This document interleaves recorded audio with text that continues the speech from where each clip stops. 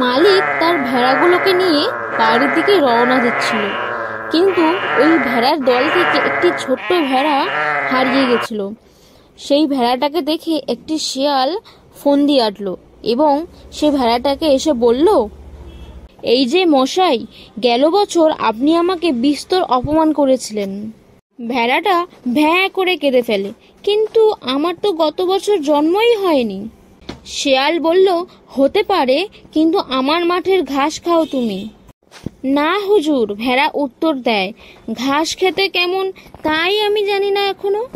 শিয়াল তাও ছাড়ে না, তুই আমার কুয়ো থেকে জল খাস।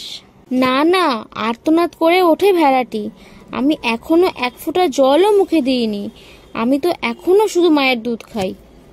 হ্যাঁ, আমার সব অভিযোগের তুই ভালোই জবাব দিয়ে দিয়েছিস, কিন্তু তা বললে তো আর আমার পেট চলবে না। এই বলতে বলতেই মালিকও পেছন দিক থেকে এসে যায় এবং শিয়ালকে বন্দি করে বাড়িতে নিয়ে গিয়ে খাঁচায় আটকে রাখে।